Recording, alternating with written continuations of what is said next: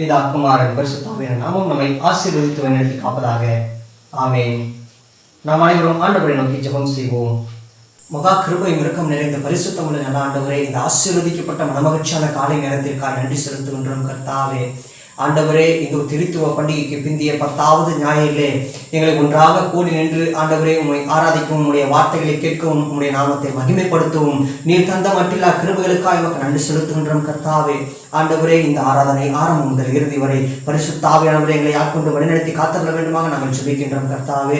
ஆண்டவரை பார்க்கின்ற ஒவ்வொருவரையும் நீர் அளவுக்கு அதிகமாக ஆசீர்வதித்து அவர்களை பெருகு செய்ய வேண்டுமாக நாங்கள் ஜெபிக்கின்றோம். உம்முடைய தெய்வீக கரம் இந்த ஆராதனை முழுவதுமாக இருந்து பார்ப்ப ஒவ்வொருவரையும் அவர்களை நிரப்ப வேண்டுமாய் நாங்கள் ஜெபிக்கின்றோம். நீரை பொறுப்படுத்திக் கொள்ளும், வழிநடத்தும், ஆசீர்வதியும், காத்துக்கொள்ளும், பராமரித்துக் கொள்ளும்.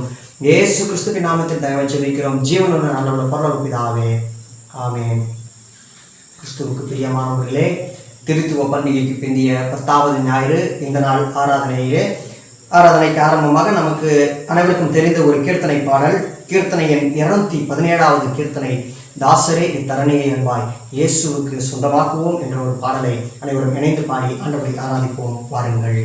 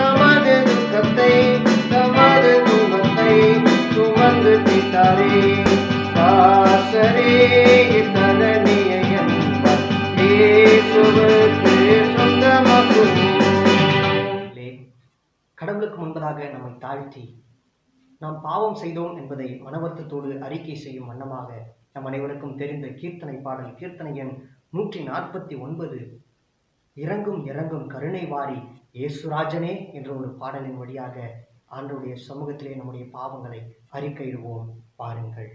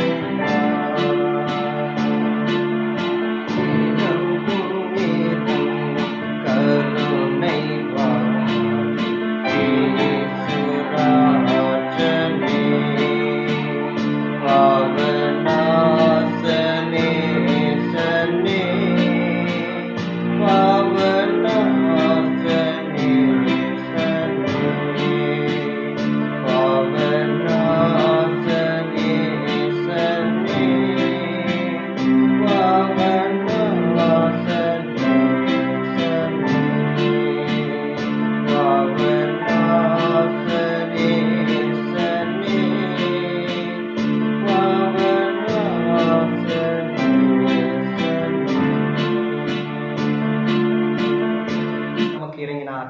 மலைகள் விலகினாலும் குன்றுகள் நிலைமாறினாலும் என் கிருபை உன்னை விட்டு விலகாமலும் என் சமாதானத்தின் உடன்படிக்கை மாறாமலும் இருக்கும் என்று சொல்லுகிறார். அவருடைய திருநாமத்தை நாம் புகழ்ந்து துதிப்போம். வாருங்கள். உம்மை வல்லபிதாவே உதயம் செய்வோம் உம்மை மானசே உத்திரம் மாட்சிமைக்கே பரனே உம்மை மாட்சிமைக்கே பிதாவே.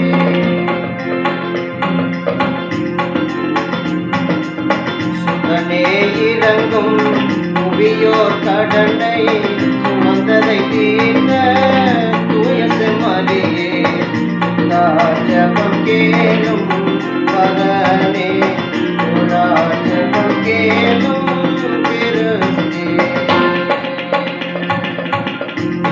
பிதாவின் மகிமையில் நீரே விமலாதீனோ நாடுகிறீரே இதமே அர்ச்சனையே உன்னத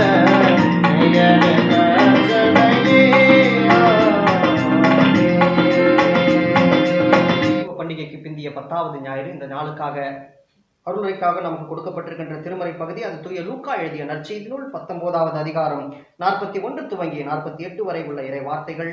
லூக்கா 19:41 துவங்கி 48 வரை. அவர் சமீபமாய் வந்தபோது நகரத்தை பார்த்து அதற்காக கண்ணீர் விட்டு அழுது, உனக்கு கிடைத்த இந்த நாளிலாகிலும் உன் சமாதானத்துக்கு ஏற்றவைகளை நீ அறியாதிருந்தால் நலமாயிருக்கும். இப்பொழுதோ அவைகள் உன் கண்களுக்கு மறைவாய் இருக்கிறது. உன்னை சந்திக்கும் காலத்தை நீ அறியாமல் போனபடியால் உன் சத்துருக்கள் உன்னை சூழ மதில் போட்டு உன்னை வளைந்து கொண்டு எப்பக்கத்திலும் உன்னை நெருக்கி உன்னையும் உன்னினுள்ள உன் பிள்ளைகளையும் தரையாக்கி போட்டு உன்னிடத்தில் ஒரு கல்லின் மேல் ஒரு கல் இராதபடிக்கு செய்யும் நாட்கள் உனக்கு வரும் என்றார். பின்பு அவர் தேவாலயத்தில் பிரவேசித்து அதில் விற்கிறவர்களையும் கொள்ளுகிறவர்களையும் புறம்பே துரத்த தொடங்கி, என்னுடைய வீடு ஜெப வீடாய் இருக்கிறது என்று எழுதியிருக்கிறது, நீங்களோ அதை கல்லர் குகையாக்கினீர்கள் என்றார். அவர் நாடோறும் தேவாலயத்தில் உபதேசம் பண்ணி கொண்டிருந்தார். பிரதான ஆசாரியரும் வேதபாரகரும் ஜனத்தின் மூப்பரும் அவரை கொலை செய்ய வகை தேடியும் ஜனங்கள் எல்லாரும் அவருக்கு செவி கொடுத்து அவரை அண்டிக் கொண்டிருந்தபடியால் அதை இன்னபடி செய்யலாம் என்று வகை காணாதிருந்தார்கள் என்றார் என்பதுவே. நம்முடைய விசுவாசத்தை அப்போஸ்தல விசுவாசத்தின் வழியாக பயபக்தியோடு அறிக்கை செய்வோம். வாருங்கள். பரலோகத்தையும் பூலோகத்தையும் படைத்த சர்வத்துக்கும் வல்ல பிதாவாகிய பராபரனை விசுவாசிக்கிறேன். இவருடைய உண்டான குமாரனும் அவனுடைய நாதனுமாகிய இயேசு கிறிஸ்துவை விசுவாசிக்கிறேன். இவர் பரிசுத்தாவினால் கற்பத்தில் உட்வைக்கப்பட்டு கன்னி மரியாதத்தில் பிறந்து பொந்தி பிலாத்தின் கீழ் பாடுபட்டு சிலுவையில் அறையுண்டு மழித்து அடக்கம் பண்ணப்பட்டார். பாதாளத்தில் இறங்கி 3ஆம் நாள் மரித்தோரத்திலிருந்து உயிர்த்தெழுந்தார். பரமண்டலத்துக்கேறி சர்வத்துக்கும் வல்ல பிதாவாகிய பராபரனுடைய வலது பாரிசத்தில் வீற்றிருக்கிறார். அவரிடத்திலிருந்து ஜீவனுள்ளோரையும் மரித்தோரையும் நியாயம் தீர்க்க வருவார். பரிசுத்த ஆவியானவரை விசுவாசிக்கிறேன். பொதுவான பரிசுத்த கிறிஸ்த சபையும் பரிசுத்தவான்களின் ஐக்கியமும் பாவ மன்னிப்பும் சரீர உயிர்த்தெழுதலும் நித்திய ஜீவனும் உண்டென்று விசுவாசிக்கிறேன். ஆமேன். நாம் அறிக்கையிட்ட இந்த விசுவாசத்தில் நாம் வாழ்நாள் முழுவதும் நிலைத்திருக்க திரியேக கடவுள் நமக்கு உதவி செய்வாராக. ஆமேன். நம்முடைய பரம தந்தையாகிய கடவுளிடமிருந்தும் ஆண்டவராகிய இயேசு கிறிஸ்துவிடமிருந்தும் நம் யாவருக்கும் கிருபையும் சமாதானமும் பெருகுவதாக. ஆமேன். நாம் கண்களை மூடி ஆண்டவரை நோக்கி ஜெபம் செய்வோம். மகா கிருபை இரக்கம் நிறைந்த பரிசுத்தமுள்ள நல்ல ஆண்டவரே, ஆசீர்வதிக்கப்பட்ட நேரத்திற்காக நமக்கு நன்றி செலுத்துகின்றோம். கர்த்தாவே, இதோ இந்த நேரத்திலும் உம்முடைய வார்த்தைகளுக்காக நாங்கள் காத்து நிற்கின்றோம். உம்முடைய வார்த்தைகளின் வழியாக நீர் எங்களோடு பேச வேண்டும் என்று சொல்லி நாங்கள் விரும்புகின்றோம். ஆண்டவரே, உம்முடைய வார்த்தைகளின் வழியாக நீர் எங்களை போஷிக்க வேண்டுமாக நாங்கள் ஜெபிக்கின்றோம். நீர் பேசும் நாங்கள் கேட்கின்றோம். உம்முடைய நாமத்துக்கு மகிமை உண்டாகட்டும். துதிகன மகிமை யாவற்றையும் நமக்கு ஒருவருக்கு செலுத்துகிறோம். இரட்சகர் மீட்பருமாகிய இறைமகன் இயேசுவின் வழியாக வேண்டுகின்றோம். வாழ்வு கொடுக்கின்ற நல்ல கடவுளே. ஆமேன். ஆண்டவராகிய இயேசு கிறிஸ்துவின் நாமத்திலே உங்கள் யாவருக்கும் என் அன்பின் வாழ்த்துக்களை தெரிவித்துக் கொள்கிறேன். கர்த்தர் தாமே நம் அனைவரையும் அளவுக்கு அதிகமாக ஆசீர்வதித்து வழிநடத்தி காப்பாராக. ஆமேன். இன்றைய நாள் அருளுரைக்கு ஆதாரமாக நமக்கு கொடுக்கப்பட்டிருக்கிற பகுதிகள் அது தூய லூக்கா எழுதிய நற்செய்தி நூல் 19வது அதிகாரம் 41 துவங்கி 48 வரை உள்ள இறை வார்த்தைகள் மற்றும் நமக்காக நிருப பகுதியாக கொடுக்கப்பட்டிருக்கின்ற 1 கொரிந்தியர் 12வது அதிகாரம் 1 துவங்கி 11 வரை உள்ள இறை வார்த்தைகளும் அடங்கி இருக்கின்றது. இது இரண்டிலிருந்தே நாம் ஒப்பிட்டு இன்றைய இறை தியானத்துக்குள்ளாக நாம் கடந்து செல்லலாம் என்று சொல்லி நான் விரும்புகின்றேன். குறிப்பாக 1 கொரிந்தியர் பகுதிக்கு நாம் பார்த்துவிட்டு பிறகு நாம் இந்த நற்செய்தி பகுதிக்குள்ளாக கடந்து சென்றோம் என்று சொன்னால் நிச்சயமாக தெளிவான ஒரு வேத ஆய்வை நாம் அனுசரிக்க முடியும் என்று சொல்லி நான் நம்புகின்றேன். எடுத்துக்கொள்ளுங்களேன். 1 கொரிந்தியர் 12வது அதிகாரம் 1 துவங்கி 11 வரை உள்ள இறை வார்த்தைகள். 1 கொரிந்தியர் 12வது அதிகாரம் 1 துவங்கி 11 வரை உடைய இறை வார்த்தைகள் நான் முதலாவது வாசித்து விடுகிறேன். பிறகு அதை குறித்து நாம் தியானிக்கலாம். அன்றியும் சகோதரரே, ஆவிக்குரிய வரங்களை குறித்து நீங்கள் அறியாதிருக்க எனக்கு மனதில்லை. நீங்கள் அஞ்ஞானிகளாய் இருந்தபோது ஏவப்பட்டபடியே ஊமையான விக்கிரகங்களிடத்தில் மனதை செலுத்தினீர்கள் என்று உங்களுக்கு தெரியுமே. ஆதலால் தேவனுடைய ஆவியினாலே பேசுகிற எவனும் இயேசுவை சபிக்கப்பட்டவன் என்று சொல்ல மாட்டான் என்றும், பரிசுத்த ஆவியினாலே அன்றி இயேசுவை கர்த்தர் என்று ஒருவனும் சொல்லக்கூடாது என்றும் உங்களுக்கு தெரிவிக்கின்றேன். வரங்களில் வித்தியாசம் உண்டு, ஆவியானவர் ஒருவரே. ஊழியங்களிலேயும் வித்தியாசங்கள் உண்டு, கர்த்தர் ஒருவரே. கிரியைகளிலேயும் வித்தியாசங்கள் உண்டு, எல்லோருக்குள்ளும் எல்லாவற்றையும் நடப்பிக்கிற தேவன் ஒருவரே. ஆவியினுடைய அனுக்கிரகம் அவனவனுடைய பிரயோஜனத்துக்கென்று அளிக்கப்பட்டிருக்கிறது. எப்படி எனில், ஒருவனுக்கு ஆவியினாலே ஞானத்தை போதிக்கும் வசனமும், வேறொருவனுக்கு ஆவியினாலே அறிவை உணர்த்தும் வசனமும், வேறொருவனுக்கு ஆவியினாலே விசுவாசமும், வேறொருவனுக்கு அந்த ஆவியினாலே குணமாக்கும் வரங்களும், வேறொருவனுக்கு அற்புதங்களை செய்யும் சக்தியும், வேறொருவனுக்கு தீர்க்க தரிசனம் உரைத்தலும், வேறொருவனுக்கு ஆவிகளை பகுத்தறிதலும், வேறொருவனுக்கு பற்பல பாஷைகளை பேசுதலும், வேறொருவனுக்கு பாஷைகளை வியாக்கியானம் பண்ணுதலும் அளிக்கப்பட்டிருக்கிறது. இவைகளை எல்லாம் அந்த ஒரே ஆவியானவர் நடப்பித்து தம்முடைய சித்தத்தின்படியே அவனவனுக்கு பகிர்ந்து கொடுக்கின்றார். பிரியமானவர்களே, கடவுள் ஒவ்வொரு செயல்பாட்டின் வழியாக தம்முடைய இருப்பு நிலையை மக்களுக்கு உணர்த்தி கொண்டே இருக்கின்ற சம்பவங்கள் திருமறையிலே மிக ஆழமாகவும் அழுத்தமாகவும் கூறப்பட்டிருக்கின்ற இறை வார்த்தைகளாக நாம் படித்து வருகின்றோம்.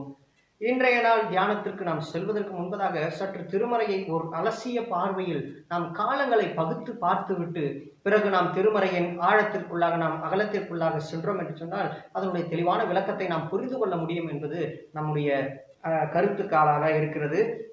என்னவென்று பார்த்தோம் என்றால், முதலாவது காலங்கள் என்று துவங்கியதால் முதலாவது காலம் என்று எடுத்துக்கொண்டால் அது படைப்பின் காலம். மனு குலத்தையும் ஒவ்வொரு படைப்பின் ஒவ்வொரு அவதாரங்களையும் உருவாக்கியவர் கடவுள். அந்த பிதாவாகிய கடவுள் உருவாக்கிய அந்த காலகட்டங்கள் அது படைப்பின் காலம் என்று வரையறுக்கப்படுகின்றோம். படைப்பின் காலத்திற்கு பிறகு மனிதர்கள் தங்களுடைய சொந்த சித்தத்திற்கும் சொந்த விருப்பத்திற்கும் சொந்த ஈடுபாடுகளுக்கும் செயல்பட்டு அவர்கள் பாவம் செய்தவர்களாக காணப்பட்டார்கள். இதன் விளைவாக பாவம் பூமியிலே பெருகியதனால் அவர்களுக்குள்ளாக போட்டிகளும் பொறாமைகளும் ஏற்பட்டு அங்கே பெரிய பெரிய பிரச்சனைகள் அவர்களிடத்திலே ஏற்படுகின்ற ஒரு சம்பவங்கள் நடைபெறுகின்றது. எனவே அங்கே அவர்களை நியாயம் தீர்ப்பதற்காக நியாயாதிபதிகள் என்ற ஒரு நபர்களை உருவாக்குகின்றார். அந்த நியாயாதிபதிகள் வாழுகின்ற காலம் அது நியாயாதிபதிகள் காலம். அடுத்ததாக காலங்களை நாம் வரையறுத்து பார்த்தோம் என்று சொன்னால், நியாயாதிபதிகள் காலம் குறிப்பிட்ட கால நிலையிலே அது தொய்வுறுகிறது, அது வீழ்ச்சியுறுகிறது. அதற்கு பிறகு ஒரு காலம் உருவாகுகின்றது, அது அரசர்கள் காலம், ராஜாக்களின் காலம். அந்த ராஜாக்களின் காலம் ஒரு காலகட்டத்திலே நடந்து கொண்டே இருக்கின்ற சூழலிலும் மக்கள் சீர்கெட்ட நிலையிலே வாழுகின்றார்கள். ஏனெனில் அரசர்கள் தங்களுடைய அதிகாரத்தை பயன்படுத்தி தம்முடைய சொந்த விருப்பத்தின்படி தன்னுடைய வாழ்க்கைகளை வாழ நினைக்கும் பொழுது அங்கே கடவுளுடைய சித்தம் அங்கே மறுதளிக்கப்படுகின்ற ஒன்றாக காணப்படுகின்றது. எனவே கடவுள் தம்முடைய சித்தத்தை மக்களிடத்திலே நேரடியாக, மறைமுகமாக அல்லது மறைமுகமாக அல்லாது நேரடியாகவும் முகமுகமாகவும் பிரத்யட்சமாகவும் வெளிப்படுத்துவதற்காக தன்னுடைய வார்த்தைகளை அவர்களிடத்திலே கொண்டு செல்வதற்காக கடவுள் மனிதர்களையே பயன்படுத்த துவங்குகின்றார். எனவே அப்படிப்பட்ட மனிதர்களுக்கு தான் தீர்க்கர்கள் என்ற அடையாளத்தை நாம் வைக்கின்றோம். இறைவாக்கு உரைக்கிறவர்கள், தீர்க்க தரிசனம் சொல்லுகிறவர்கள். எனவே அவர்கள் வாழ்ந்த காலம் அது தீர்க்க தரிசிகளின் காலம். அந்த தீர்க்க தரிசிகளின் காலத்திற்கு மக்கள் தம்முடைய சொந்த விருப்பத்தினை விட்டு கடவுளுடைய சித்தத்திற்கு ஒப்பு கொடுத்தவர்களாக கொஞ்ச காலம் வாழ்ந்தார்கள். ஆனாலும் நம்முடைய மக்கள் தம்முடைய சொந்த சித்தத்திற்கு மீண்டுமாக அவர்கள் செவி கொடுத்தவர்களாக அவர்கள் வாழ போகும் சூழலில் எப்படியாவது ஒருவர், யாராவது ஒருவர் மாசற்ற இரத்தமாக இருந்து மக்களை மீட்புக்குள்ளாக வழிநடத்த வேண்டும், அவர்களை பரிசுத்தமான வாழ்க்கைக்குள்ளாக வழிநடத்த வேண்டும். ஏனெனில் ஒருவரும் கெட்டுப்போகாத நித்திய ஜீவனை அடையும்படிக்கு கடவுள் இவ்வளவாய் ஒருவரை அனுப்ப வேண்டும் அல்லது தெரிவு செய்ய வேண்டும் என்ற ஒரு நோக்கத்தின் விளைவாக, ஏனெனில் திருமறை பகுதி நமக்கு தெளிவாக கூறியிருக்கின்றது, பாவத்தின் சம்பளம் மரணம், பாவம் செய்கிறவன் சாகவே சாக கடவன் என்று சொல்லி திருமறை பகுதிகள் தெளிவாக சொல்லியிருக்கின்றதே. அப்படி கடவுள் தம்முடைய முழு கோபத்தையும் முழு உக்கிரத்தையும் முழு சினத்தையும் வெளிப்படுத்துவார் என்று சொன்னால் அங்கே அநேக மக்களும் படைக்கப்பட்ட அநேக படைப்புகளும் அங்கே சடலங்களாக இருக்குமே தவிர மாறாக வாழுகின்ற ஒரு சூழல், அழிக்கப்படுகின்ற ஒரு தன்மை ஏற்படுகின்றது. எனவே கடவுள் யாராவது ஒருவர் இருப்பாரா, யாராவது ஒருவர் தூய்மையானவர் இருப்பாரா என்று சொல்லி உலகத்தில் மனிதர்களை தேடுகின்றார். ஆனால் ஒருவரையும் காணேன் என்று சொல்ல அந்த நேரத்திலேயே தம்முடைய சொந்த குமாரனாகிய, தம்மால் உருவாக்கப்பட்டு சொந்த குமாரனாக உலகத்திற்கு அனுப்பப்படுகின்ற இயேசு மரியாளிடத்திலே அவர் அனுப்பப்படுகின்றார். மரியாளிடத்திலே கடவுளால் அனுப்பப்பட்டு அங்கே உற்பவிக்கப்பட்டு மனிதனைப் போலவே அவர் அவதரிக்கின்றார், மனிதனைப் போலவே வாழுகின்றார், மனிதனைப் போலவே எல்லாவித காரியங்களிலும் ஈடுபடுகின்றார். இப்படிப்பட்ட காரியங்களிலே ஈடுபட்ட ஒரு சூழலிலே கடவுள் தம்முடைய ஆவியை, கடவுளின் ஆவியை அவரிடத்தில் அனுப்பி யோவான் ஸ்நானக நேரத்திலே அங்கே அவர் திருமுழுக்கு பெறும் பொழுது, ஞானஸ்நானம் பெறும் பொழுது அங்கே கடவுளுடைய ஆவியால் முதலாக அவருக்கு அருட்பொழிவு கொடுக்கின்றார். கடவுளுடைய பரிசுத்த ஆவியினால் அவருக்கு அருட்பொழிவு கொடுத்து அந்த பரிசுத்த ஆவியை பெற்றுக்கொண்டதன் பிறகு இயேசுனுடைய வாழ்க்கையில் ஒரு திருப்புமுனை ஏற்படுகின்றது. அதுவரை சாதாரண மனிதனாக காணப்பட்ட இயேசு அங்கே அருஞ்செயல்கள் செய்யக்கூடிய, அற்புதங்களை அடையாளங்களை நிகழ்த்தக்கூடிய ஒரு அசாதாரண மனிதராக மாற்றப்படுகின்றார். அங்கே கடவுளுடைய ஆவியின் செயல்பாடுகளை, கடவுளுடைய சித்தத்தை வெளிப்படுத்துகின்ற செயல்பாடுகளை இயேசுவிலிருந்து பரிசுத்த ஆவியானவர் துவங்கி இயேசுவை வழிநடத்துகின்றார். இயேசு எல்லா மக்களுடைய பாவங்களுக்காக தம்மையே பலியாக கொடுத்து சிலுவையிலே மரிக்கின்றார். மரித்த பிறகு மீண்டும் 3ஆம் நாள் உயிரோடு எழுந்திருக்கின்றார். உயிரோடு எழுந்து அவர் விண்ணுலகத்துக்கு சென்ற பிறகு அவர் சொல்லி சென்ற வார்த்தைகளை நிறைவேற்றுவதற்காக நான் போய் ஒரு தேற்றரவாளனை உங்களுக்கு அனுப்புகிறேன் என்று சொன்ன வார்த்தையின் பிரகாரமாக அவர் போய் தந்தையினிடம் முறையிட்டு தந்தையும் இயேசுவும் இணைந்து, தந்தையும் மகனும் இணைந்து தூய ஆவியை உலகத்திற்கு அனுப்பி வைக்கிறார்கள். ஏனெனில் பரிசுத்த ஆவியானவர் உங்களிடத்தில் வரும்பொழுது நீங்கள் பலன் கொண்டு எருசலேமிலும் சமாரியாவிலும் யூதேயாவிலும் பூமியின் கடைசி பரியந்தம் வரைக்கும் ஆண்டவருக்கு சான்று பகர்வீர்கள் என்று சொல்லிய இறை வார்த்தைகள் அங்கே நடைபெற வேண்டும் என்பதற்காக வேண்டியே அங்கே பரிசுத்த ஆவியானுடைய துணை அவர்களுக்கு தேவைப்படுகின்றது. ஏனெனில் இயேசு இறந்த பிறகு அங்கே இயேசுவால் தெரிவு செய்யப்பட்ட சீடர்கள் எப்படி நற்செய்திகளை பரப்புவது அல்லது எப்படி சுவிசேஷங்களை மற்றவர்களுக்கு பகிர்ந்தளிப்பது என்பதை தெரியாது பயந்த நிலையிலே இயேசுவுக்கே இந்த நிலை ஏற்பட்டு விட்டது. எனவே நாங்கள் என்ன செய்வோம், யார் எங்களை வழிநடத்துவார்கள், யார் எங்களை இதுவரை கரம் பிடித்து செல்வார்கள் என்று சொல்லிய ஒரு அச்சத்தின் விளைவாக அவர்கள் காணப்படுகின்ற சூழல் ஏற்படுகின்றது. எனவே அவர்களிடத்திலே தூய ஆவியானவருடைய பலனும் ஆற்றலும் வல்லமையும் மகிமையும் அவர்களிடத்திலே கடந்து வந்த பொழுது அவர்கள் பலன் கொண்டு அவர்கள் சான்று பகர துணிவோடு எழுந்து செயல்படுகின்ற செயல்கள் நடக்கின்றது. அதுதான் அப்போஸ்தலர்களின் காலம். முன்பதாக பார்த்தது அது மீட்பின் காலம், இயேசுவின் காலம் ஒரு மீட்பின் காலம். இங்கே பார்க்கின்றது அப்போஸ்தலர்களின் காலம். அந்த அப்போஸ்தலர்களின் காலத்திலே அநேக திருச்சபைகள் உருவாக்கப்பட்டு அநேக கிறிஸ்துவர்களாக மாற்றப்பட்ட காலம். அது தொடர்ந்து நடந்து கொண்டிருந்த ஒரு சூழலிலே நாம் இப்பொழுது வாழ்ந்து கொண்டிருக்கின்ற காலம் இது இறுதி காலம், இது நிறைவின் காலம், இது கடவுளுடைய வருகையை நாம் எதிர்நோக்கி காத்து கொண்டிருக்கின்ற இந்த காலகட்டத்திலே, கடைசி காலகட்டத்திலே நாம் வாழ்ந்து கொண்டிருக்கின்றோம். அந்த காலங்கள் இத்தனை வகைகளாக பிரிக்கப்பட்டிருக்கின்றது. இந்த இத்தனை வகை காலங்களையும் மையப்படுத்திய செய்தியைத்தான் தூய பவுலடிகளார் இந்த இடத்திலே கொரிந்திய சபைக்கு பகிர்ந்தளிக்கின்ற ஒரு செய்தியின் அறிமுகமாக நாம் அடையாளப்படுத்த பார்க்க முடிகின்றது. ஏனெனில் முதலாவது அவர் ஆரம்பிக்கின்ற பொழுது ஆவிகளுடைய வரங்களை குறித்து நீங்கள் தெளிவாக அறிந்து கொள்ள வேண்டும் என்று கட்டாயப்படுத்தி ஒரு வார்த்தைகளை அவர் அந்த இடத்திலே புகுத்துகின்ற ஒரு செயலை நாம் பார்க்க முடிகிறது. ஏனெனில் மக்களுக்கு அறியாமை அங்கே நடக்கின்றது. ஏனெனில் அங்கே காணப்படுகின்ற மக்கள் கொரிந்தி பட்டணத்திலே வாழுகின்ற கொரிந்து மக்களிடத்திலே அநேகர் பற்பல பாஷைகளை பேசிக்கொண்டு பற்பல பரவச நிலையிலே இணைந்து கொண்டு பரவச பேச்சுகளை பேசிக் கொண்டிருக்கின்ற மக்கள் கூட்டங்கள் அநேகமாக காணப்பட்டார்கள். அவர்கள் யூதர் அல்லாத மக்கள் கூட்டமாக இருந்தார்கள். அவர்கள் யூதர் அல்லாத மக்கள் கூட்டமாக இருந்தபடினால் 2வது திருவார்த்தைகளில் அவர் சொல்லுகின்றார், நீங்கள் விக்கிரகங்களுக்கு வணங்கி அவர்களை வணங்கி கொண்டிருந்தீர்கள். ஏனெனில் யூதர் அல்லாத மக்கள் எப்பொழுதுமே, புறஜாதி மக்கள் எப்பொழுதுமே விக்கிரக வழிபாட்டிற்கு, சிலை வழிபாட்டிற்கு உட்பட்டவர்களாக காணப்பட்டார்களே தவிர மாறாக கடவுளுடைய நேர்முக பார்வையை நோக்கியவர்களாக, யாவே என்று சொல்லப்படுகின்ற யெகோவா கடவுளை பார்த்தவர்களாக அல்லது கிறிஸ்துவர்களாக, கிறிஸ்துவை ஏற்றுக்கொண்டவர்களாக அவர்கள் வாழவில்லை என்பதுதான் மறுக்க முடியாத உண்மை. எனவே தூய பவுலடிகளார் தெளிவாக கொரிந்து பட்டண சபைக்கு தெளிவாக சொல்லுகின்றார், நீங்கள் இதுவரை விக்கிரக வழிபாட்டிற்கு இணங்கி, விக்கிரக சிலைகளுக்கு இணங்கி அதை வணங்கி வழிபட்டீர்கள். ஆனால் நீங்கள் இப்பொழுது கிறிஸ்துவனுடையவர்களாக மாறிவிட்டீர்கள். எனவே கிறிஸ்து ஒருவரே என்கின்ற வார்த்தையை முதலாவது அழுத்தம் தெரிவித்து அவர் சொல்லுகின்றார். வரங்களை குறித்த விளக்கங்களையும் அவர் அடுத்தடுத்த திருமொழிகளின் வழியாக மக்களிடத்திலே புகுத்துகின்ற ஒரு செயல்பாட்டினையும் நாம் பார்க்க முடிகின்றது. ஏனெனில் அதனுடைய தெளிவுகளையும் அதனுடைய அர்த்தங்களையும் அதனுடைய உண்மைகளையும் மக்கள் புரிந்து கொண்டால்தான் அவர்கள் தெளிவாக அவருடைய வாழ்க்கையிலே செயல்பட முடியும், கிறிஸ்துவனுடைய திருவுள சித்தத்தை நிறைவேற்ற முடியும் என்ற ஒரு செயல்பாட்டு திட்டம் இருக்கின்றபடியினால், எனவே தெளிவாக அவர் போதிக்கின்ற ஒரு செயல்பாட்டினுள்ளாக இவர் இறங்குகின்றார்.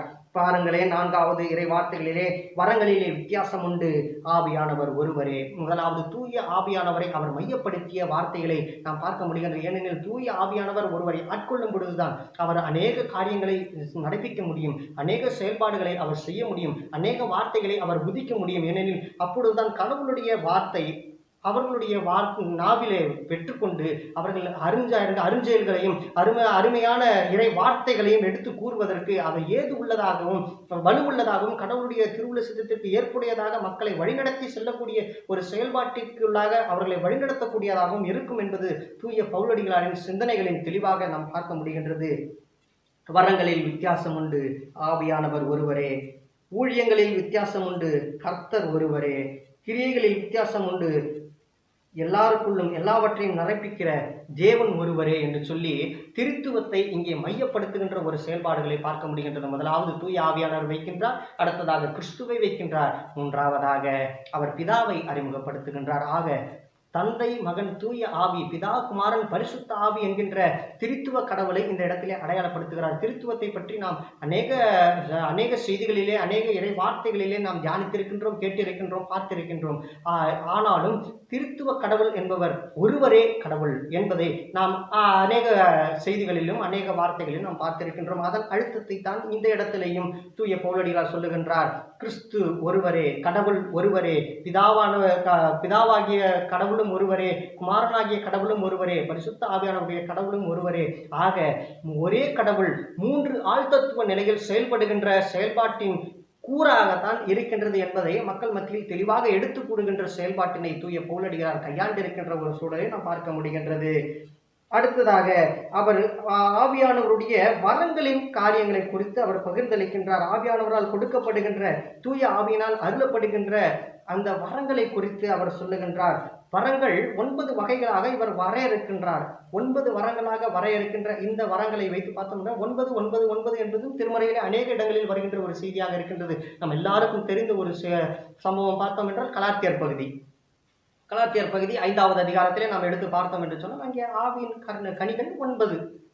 அங்கே கனிகள் என்பது வேறு, வரங்கள் என்பது வேறு, அங்கே தாளந்துகள் என்பது வேறு. ஆக கனிகள், வரங்கள், தாளந்துகள் 3ம் கடவுளிடத்திலிருந்து கொடுக்கப்படுகின்ற அருட்கொடைகளாக இருக்கின்றது. ஆனால் அந்த 3 அருட்கொடைகளிலும் பிரதானமாக காணப்படுகிறது இந்த வரங்கள் என்கின்றதை தான் அழுத்தமாக கூறுகின்ற செய்தியாக இந்த பகுதியிலே நாம் வாசிக்க முடிகின்றது. ஏனெனில் வரங்கள் என்கின்றதை வைத்துதான் இறை சித்தத்திற்கும் இறை திட்டத்திற்கும் முதலாவது நாம் செல்ல முடியும். இரண்டாவதாக நமக்கு கொடுக்கின்ற கனிகளின் வழியாக கிறிஸ்துவனுடைய திருநாமத்தை நாம் மகிமைப்படுத்த முடியும். மூன்றாவதாக நாம் கிறிஸ்துவனுடைய செயல்பாடுகளிலே கிறிஸ்துவனுடைய காரியங்களை நாம் நடப்பிக்கும் வழியாக நமக்கு கொடுக்கப்பட்டிருக்கின்ற தாளந்துகளை கடவுளுடைய சித்தத்திற்கு பயன்படுத்தும் விதமாகவும் நாம் அமைய வேண்டும். 3மே தூய ஆவியானுடைய ஆளுகையின் வழியாக கடவுளிடத்திலிருந்து நாம் பெற்றுக்கொள்ளுகின்ற செயல்பாடுகளாக இந்த இடத்திலே தூய பவுலடிகளார் அறிமுகப்படுத்துகின்றார்.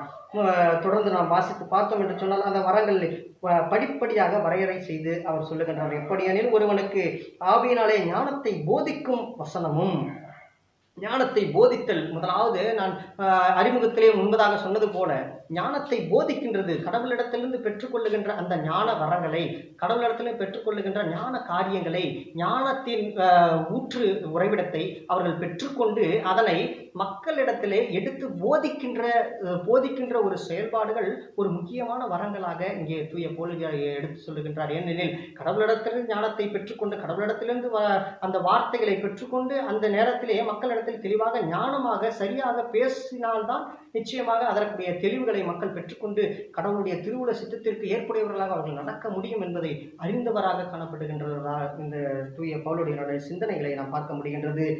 ஞானத்தை போதிக்கின்ற வரம் இரண்டாவது அவர் சொல்லப்படுகின்றது. வேறொருவனுக்கு அந்த ஆவியினாலே அறிவை உணர்த்தும் வசனம். பாருங்கள், இங்கே சொல்லப்படுகின்றது ஞானத்தை போதிக்கின்றது.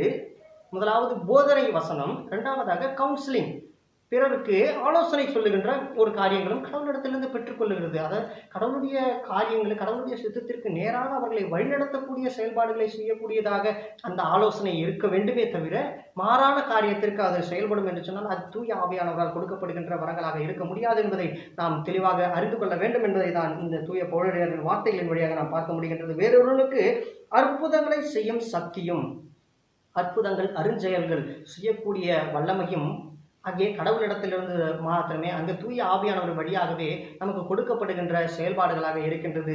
முதலாவது அந்த ஞானத்தை குறித்து நாம் பார்த்தோம் என்று சொன்னால் அது சாலமோனை உதாரணமாக எடுத்துக்கொள்ளலாம். திருமறை பகுதியிலே பழைய ஏற்பாட்டிலே காணப்படுகின்ற சாலமோன் ஞானியை குறித்த ஒரு செயல்பாடுகளை கூட நாம் பார்க்க முடிகின்றது. அதனை அப்படியே அவர்கள் 2 காரியங்களிலும் அவர் வெளிப்படுத்தியிருக்கிறார். 2 வரங்களையும் அவர் பயன்படுத்தி இருக்கின்றார். ஆக முதலாவது பார்த்தோம் என்று சொன்னால் அங்கே 2 பேர் வருகிறார்கள். அவர்கள் நியாயம் தீர்க்கப்பட வேண்டும் என்ற ஒரு சூழலிலே அவர்கள் சரியான ஞானத்தை கடவுளிடத்திலிருந்து பெற்றுக்கொண்ட அந்த ஞானத்தின் வழியாக அவர் புரிந்து கொண்டு அதனை போதிக்கின்றார். பிறகு சரியான நியாயத்தை வெளிப்படுத்தி தீர்வையும் கொடுக்கின்றார். அந்த செயல்பாடுகளையும் பார்க்க முடிகின்றது. இங்கே பார்க்கின்றது அருஞ்செயல்கள் செய்கின்றது. இங்கே திருத்தூதர்கள் எல்லாரும் அந்த அப்போஸ்தலர்கள் ஆதி அப்போஸ்தலர்கள் எல்லாரும் செய்ததும் இயேசு கிறிஸ்து செய்ததும் இயேசு கிறிஸ்துவுக்கு முன்பதாக செய்யப்பட்ட எலியாக்கள் போன்ற நபர்களும் செய்த அருஞ்செயல்கள் அது கடவுளிடத்திலிருந்து பெற்றுக்கொண்ட வல்லமையின் வழியாக செயல்பட்டது. இங்கே இயேசுக்கு பிறகு வருகின்ற ஒவ்வொரு செயல்பாடுகளும் இயேசுக்கு பிறகு நடப்பிக்கின்ற ஒவ்வொரு திருத்தூதர்களும் அவர்கள் செய்கின்ற செயல்பாடுகள் பரிசுத்த ஆவியானவரின் ஆளுகையினால் பரிசுத்த ஆவியானவருடைய அருளினால் நடக்கின்ற செயல்பாடுகளின் வழியாகத்தான் நாம் பார்க்க முடிகின்றது. இங்கே வேறொருவருக்கு அற்புதங்களை செய்யும் சக்தியும் இது இயேசுவினிடத்தில் காணப்பட்டிருக்கின்றது. அடுத்ததாக திருத்தூதர்களிடமும் காணப்பட்டிருக்கின்றது. இப்பொழுது அநேக காரியங்களை செய்து கொண்டிருக்கிற நம்மிடத்திலும் நமக்கு காணப்படுகின்றது. அது கடவுளிடத்திலிருந்து கொடுக்கப்பட்டிருக்கின்ற வரங்களாக நமக்கு கொடுக்கப்பட்டிருக்கின்றது. மேலும் தீர்க்க தரிசனம் வேறு ஒன்றுக்கு தீர்க்க தரிசனம் உரைத்தலும். தீர்க்க தரிசனம் என்பது கடவுளுடைய வார்த்தையை நேர்முகமாக கடவுளிடத்திலிருந்து பெற்றுக்கொண்டு அதனை மக்களிடத்திலே தெரியப்படுத்துவது. அந்த காரியங்களை கடவுளுடைய திருவுள்ள சித்தத்திற்கு இணங்கி நடக்க வேண்டும் என்பதற்காக அவருடைய பாதத்தில் காத்திருந்து அந்த வார்த்தைகளை பெற்றுக்கொண்டு அதை மக்களிடத்திலே எடுத்து கூறுவதும் அல்லது அந்த வார்த்தைகளுக்காக நாம் இறைவேண்டல் செய்து கடவுளுடைய சமூகத்தில் காத்திருந்து ஜெபிப்பதும் போன்ற காரியங்களை நாம் செய்வதற்கு ஆயத்தப்படுத்துவதற்காக கடவுளுடைய பாரத்தை நம்மிடத்திலே கொண்டு வருவதற்காக தீர்க்க தரிசனம் என்கின்ற ஒரு வரமானது கொடுக்கப்படுகின்றதாய் நாம் பார்க்க முடிகின்றது. வேறொருவனுக்கு ஆவிகளை பகுத்தறிதலும் நல்ல ஆவி தீய ஆவி என்பதை நாம் பகுத்தறிய முடியும். தூய ஆவியானுடைய ஆளுகை எப்படி இருக்கும், தீய ஆவியினுடைய செயல்பாடுகள் எப்படி இருக்கும் என்பது நம் அனைவருக்கும் தெரியும். அங்கே சமாதானமும் சந்தோஷமும் நடக்கும் என்பதுதான் அந்த தூய லூக்கா எழுதிய நற்செய்தியினுள்ளே முதலாவது இறை வார்த்தைகளில் நாம் பார்க்கின்றோம். படிக்க கேட்ட அந்த நற்செய்தி பகுதியிலே பார்த்தோம் என்றால் அந்த தூய லூக்கா 19வது அதிகாரத்தின் துவக்கத்திலே அங்கே சமாதானமும் சந்தோஷத்தையும் நடப்பிக்கின்ற ஒரு செயல்பாடுகளை நடப்பிக்கின்றது தூய ஆவியினுடைய செயல்பாடுகளின் வடிவம். அங்கே தீய ஆவியினுடைய செயல்பாடுகளின் வடிவம் இருந்தது என்று சொன்னால் அங்கே கலகங்களும் பிரச்சனைகளும் போராட்டங்களும் இருந்தது. எப்படி அங்கே எடுத்து பார்த்தோம் என்றால் நாம் தெளிவாக பார்க்கலாம். அதற்கு முன்பதாக இந்த பகுதியை நாம் நிறைவு செய்துவிட்டு அதற்கு சென்றோம் என்று சொன்னால் தெளிவான காரியங்களை நாம் ஆய்ந்து பார்க்க முடியும். வேறொருவனுக்கு பற்பல பாஷைகளை பேசுதலும் வேறொருவனுக்கு பாஷைகளை வியாக்கியானம் பண்ணுதலும். அங்கே ஆதி திருச்சபையிலே அந்த கொரிந்து பட்டண சபைகளிலே கிறிஸ்துவ சபைகளிலே அநேகர் பரவச நிலையை அடைந்து பற்பல பாஷைகளை பேசுகிறார்கள், அந்நிய பாஷைகளை பேசுகிறார்கள், வேற்று மொழிகளை பேசுகிறார்கள். இப்படிப்பட்ட பாஷைகளை அவர்கள் பரவச நிலையை பெற்றுக்கொண்டு அவர்கள் பேசுகின்ற செயல்பாட்டின் நிலையை அவர் தெளிவாக எடுத்துக்கொள்கிறார். இது கடவுளுடைய ஆவியினால் உண்டாகின்றது, பரிசுத்த ஆவியினால் கொடுக்கப்படுகின்ற வரங்களில் ஒன்றாக இருக்கின்றது. ஆனாலும் அடுத்ததாக சொல்லப்படுகின்றது அது ரொம்ப முக்கியமான வரங்களாக இருக்கின்றது. அந்த ஆவியினால் போதிக்கப்படுகின்ற அந்த வார்த்தைகளை கேட்டுக்கொண்டிருக்கிறதோடு மட்டுமல்லாது அந்த வார்த்தைகளை பற்பல மொழிகளின் வழியாக வெளிப்படுத்துகிறதோடு மட்டுமல்லாது அதற்கு வியாக்கியானம் சொல்லுகிறது. அது ஒருவேளை சிலருக்கு 2 வரங்களையும் ஒரே நேரத்தில் கொடுக்கப்பட்டிருக்கலாம், சிலருக்கு 3 வரங்கள் 4 வரங்கள் அப்படி என்று நாம் பார்த்து விட்டோம் என்று சொன்னால் அது தவறான ஒரு உதாரணமாக இருக்கும். ஏனெனில் எல்லாருக்கும் எல்லா வரங்களும் கடவுள் பிறப்பிலேயே கொடுத்து விடுகின்றார். ஆனால் அந்த வரங்களை செயல்படுத்துவதும் செயல்படுத்தாமல் விடுவதும் தான் நம்முடைய கரங்களிலே கொடுக்கப்பட்டிருக்கின்ற சிந்தனைகளாக இருக்கின்றது. ஏனெனில் கடவுளிடத்தில் காத்திருந்து ஆண்டவரே கொடுக்கப்பட்டிருக்கின்ற இந்த வரங்கள் ஆண்டவரே உம்முடைய ஆளுகைக்கும் உம்முடைய ஆட்சிக்கும் உம்முடைய திருவுள சித்தத்திற்கு ஏற்புடையதாக எங்களை மாற்றிக்கொள்ள பிறரை வழிநடத்துவதற்கு ஆதாரமாக அவைகள் அமைந்திருக்க கர்த்தரைகளுக்கு உதவி புரிய இந்த வரங்களை எங்களிடத்திலிருந்து செயல்படுத்தும் என்று சொல்லி அவருடைய சமூகத்தில் காத்திருந்து நாம் கேட்டோம் என்றால் நிச்சயமாக அந்த வரங்கள் நம்மிடத்திலே செயல்படும்.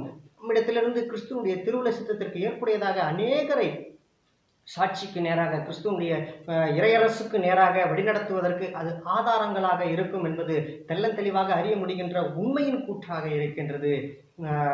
இந்த வார்த்தைகளை நாம் பார்த்து கொண்டிருக்கின்ற இந்த சூழலை வைத்து அப்படியே நாம் அந்த லூக்கா பகுதிக்குள்ளாக நாம் கடந்து சென்று இறை வார்த்தைகளை நாம் நிறைவு செய்ய முற்படுவோம்.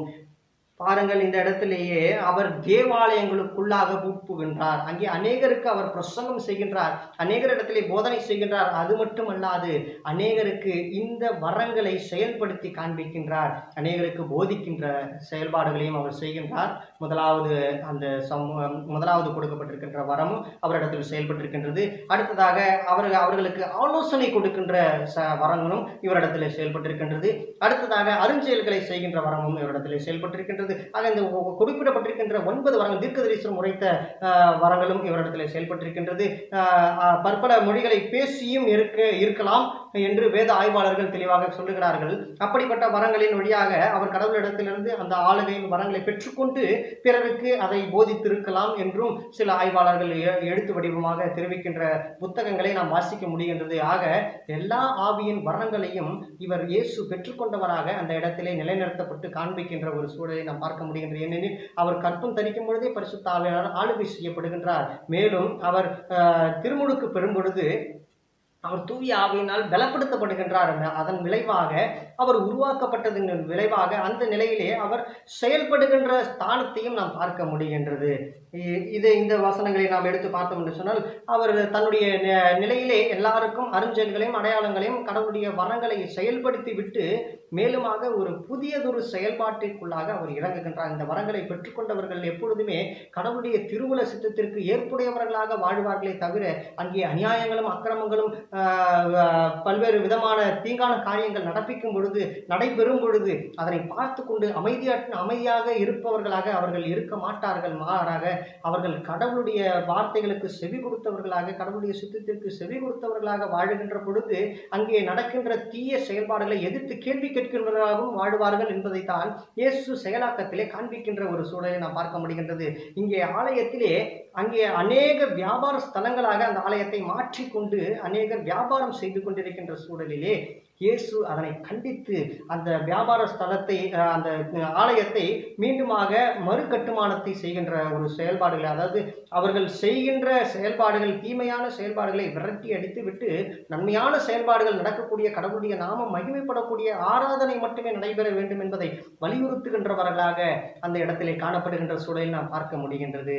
அவர் எல்லாரையும் விரட்டி விட்டு அவர் அங்கே ஆராதனை நடத்துவதற்கு எல்லா செயல்பாடுகளையும் அவர் செய்து கொண்டிருக்கின்ற சூழலிலே பிரதான ஆசாரியர்களும் அங்கே தலைமை குருக்களும் என்ன செய்கின்றார்கள்? அவரை எப்படியாவது பிடித்து நிச்சயமாக ஏதாவது ஒரு தண்டனை கொடுக்க வேண்டும், அவரை கொலை செய்ய வேண்டும், அதிகபட்சமாக அவர்களை கொலை செய்ய வேண்டும் என்கின்ற ஒரு சூழலுக்குள்ளாகவும் அவர்கள் சிந்தனை செய்து அவர்களை அவரை தேடி வகைப்பிடிக்க அவர்கள் ஆவலாக இருக்கின்றார்கள். ஆனால் அங்கே மக்களுடைய ஆதரவுகளும் மக்களுடைய அவாக்களும் வாஞ்சைகளும் அவரிடத்திலே காணப்பட்டபடியினால் அவர் மீது அவர்கள் எந்த ஒரு காரியங்களையும் ஈடுபடுத்த முடியாத ஒரு சூழலிலே நிற்கின்றார்கள். கிறிஸ்துவுக்கு பிரியமானவர்களே, இந்த வார்த்தைகளை நாம் பார்த்து கொண்டிருக்கின்றோம், இந்த வார்த்தைகளை தியானித்துக் கொண்டிருக்கின்றோம்.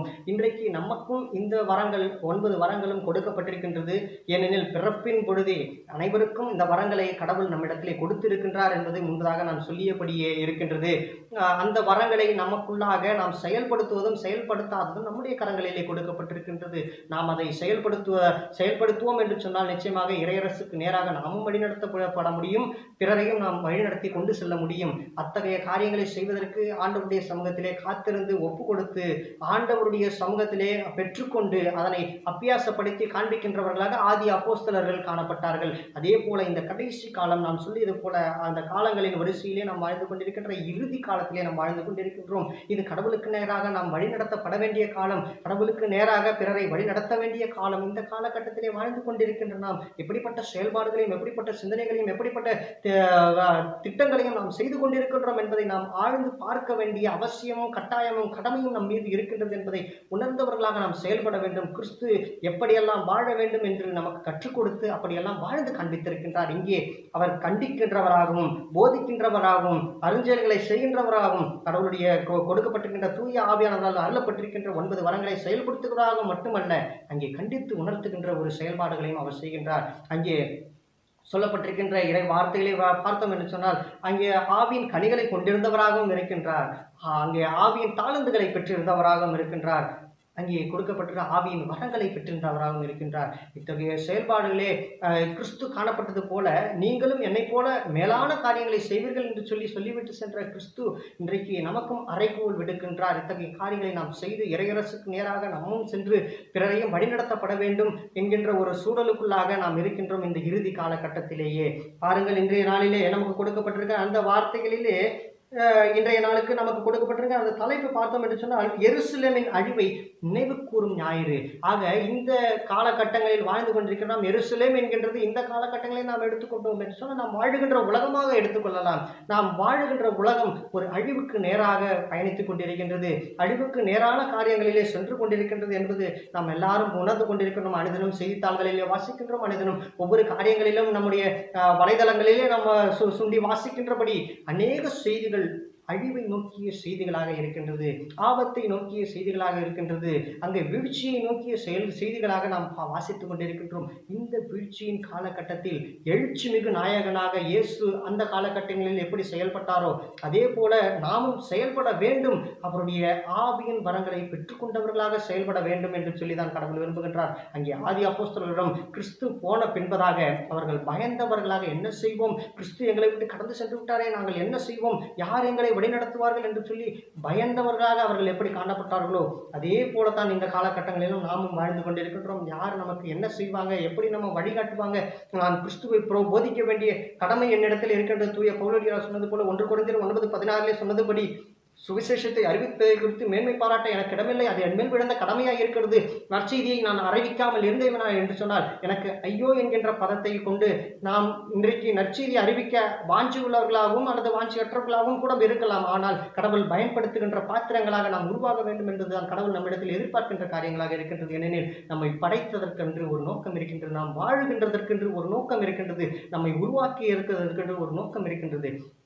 அந்த நோக்கத்தையும் அந்த சித்தத்தையும் அந்த செயல்பாட்டுகளையும் இன்று துவங்கி நம்முடைய வாழ்க்கையை நாம் அபியாசப்படுத்தி காண்பிக்க வேண்டும் என்று சொன்னால் ஆதி அப்போஸ்தலர்கள் பயந்தவது போல நாம் பயந்து கொண்டிருக்காதபடி அந்த நேரத்திலே ஆதி அப்போஸ்தலர்கள் தெளிவாக ஒரு மனதாக கூடி நின்று ஜெபித்தார்கள். ஜெபித்து தூய ஆவியானுடைய வல்லமையும் வரங்களையும் அவர்கள் பெற்றுக்கொண்டு பிறகு அவர்கள் எழுப்பி பிரகாசிக்கின்ற சூழலை பார்க்க முடிகின்றது.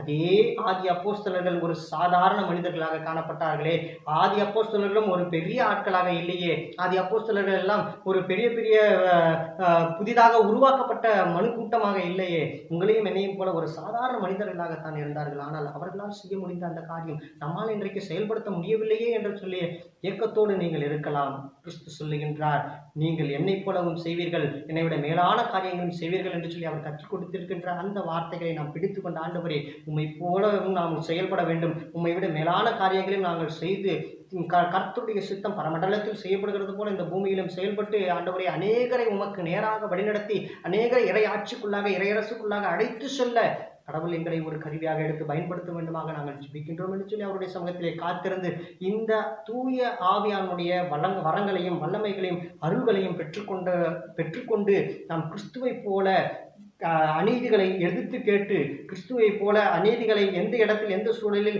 பேச வேண்டும் என்கின்ற ஞான வரங்களையும் நாம் பெற்றுக்கொண்டு ஞானமாக நடந்து கொண்டு நாம் வாழ்வோம் என்று சொன்னால் நிச்சயமாக எல்லாமல்ல கடவுள் நாம் அவருடைய திருவுள சித்தத்தை நம்மை கொண்டு செயல்படுத்த வல்லமை உள்ளவராக இருக்கின்றார். அதனை செய்ய இன்றைக்கு நம்மை நாமே ஒப்பு கொடுத்து நாம் வாழ்வோம் என்று சொன்னால் நாம் கர்த்தருடைய சித்தத்தை நாம் எல்லா நிலைகளிலும் எல்லா தீர்மானங்களிலும் எல்லா செயல்பாடுகளிலும் நாம் வெளிப்படுத்தி காண்பிக்கின்ற ஒரு நபர்களாக நாம் உருவாகுவோம் என்பது எல்லளவும் மறுக்கப்பட முடியாத உண்மையாக இருக்கின்றது. எனவே அந்த சித்தத்திற்கும் அந்த திட்டத்திற்கும் ஒப்பு கொடுத்தவர்களாக தூய ஆவியானுடைய வரங்களை பெற்றுக்கொள்வதற்கு அந்த அருள்களை பெற்றுக்கொள்வதற்கு காத்திருக்கின்றவர்களாக அதனை பெற்றுக்கொண்டு நாம் கடவுளுடைய சமூகத்திலே கடவுள் இந்த உலகத்திலே கடவுளுடைய திட்டத்தை வெளிப்படுத்தி செயல்பாட்டிலே காண்பிக்கின்றவர்களாக வாழ நாம் ஆண்டவரை நோக்கி ஜெபிப்போமா?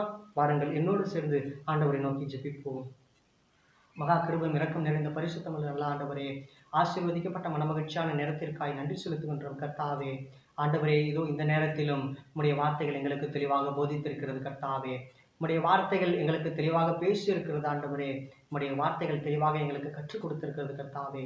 உம்முடைய வார்த்தைகளின்படி ஆண்டவரே நாங்கள் வாழ எங்களை தருகிறோம் கர்த்தாவே. எங்களை முழுவதுமாக உம்முடைய சமூகத்திலே ஒப்புக் கொடுக்கின்றோம். எங்களை முழுவதுமாக உம்முடைய சமூகத்திலே தாழ்த்துகின்றோம். எங்களை முழுவதுமாக உம்முடைய சமூகத்திலே அர்ப்பணிக்கின்றோம். உமக்கு உகந்த பாத்திரங்களாக நீர் எங்களை வணைந்து கொண்டு உம்முடைய தூய ஆவியானுடைய ஆளுகையினால் எங்களை நிரப்பி ஆண்டவரே பிறருக்கு பயன்படக்கூடிய பாத்திரங்களாக எங்களை பயன்படுத்த கர்த்தர் எங்களுக்கு உதவி செய்ய வேண்டுமாக நாங்கள் ஜெபிக்கின்றோம். உம்முடைய வலிமையான கரங்களுக்குள்ளாக, உம்முடைய மாசற்ற கரங்களுக்குள்ளாக எங்களை ஒப்புக் கொடுக்கின்றோம் ஆண்டவரே. உம்முடைய தூய ஆவியானுடைய ஆளுகையை நாங்கள் பெற்றுக்கொள்ளும் பொழுது நாங்கள் பலனடைந்து எருசலேமிலும் சமாரியாவிலும் யூதேயாவிலும் பூமியின் கடைசி பரியந்தம் வரைக்கும் உமக்கு சாட்சிகளாக விளங்க எங்களை எடுத்து பயன்படுத்த வேண்டுமாக நாங்கள் ஜெபிக்கின்றோம். எங்களுக்கான திட்டங்களையும் எங்களுக்கான செயல்பாடுகளையும் எங்களுக்கான தீர்மானங்களையும் எங்களுக்கான கடவுளுடைய சித்தத்தையும் எங்களை இன்று முதல் துவக்கி எங்களை வழிநடத்த வேண்டுமாக நாங்கள் ஜெபிக்கின்றோம். உம்முடைய நாமத்துக்கு மகிமை உண்டாகட்டும்.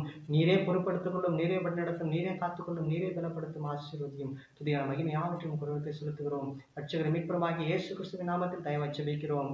ஜீவனின் அளவுல பரலோக பிதாவே, ஆமென்.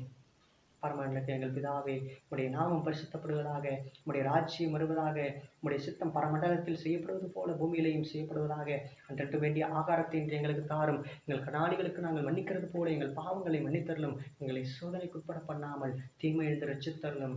ராஜ்யமும் வல்லமையும் மகிமையும் என்றென்றைக்கும் உமக்கே உரித்தாகுக. ஆமென்.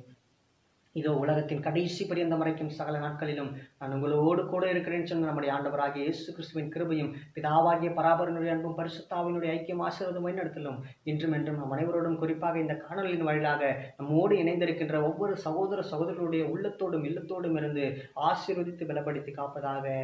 ஆமேன். என் ஆத்துமாவே கர்த்தரை ஸ்தோத்தரி, என் முழுவலுமே அவருடைய பரிசுத்த நாமத்தை ஸ்தோத்தரி. என் ஆத்துமாவே கர்த்தரை ஸ்தோத்தரி, கர்த்தர் செய்த சகல உபகாரங்களையும் மறவாதே. ஆமேன். சுவாமி கிருபையாயிரும், கிறிஸ்துவே கிருபையாயிரும், சுவாமி கிருபையாயிரும். ஆமேன்.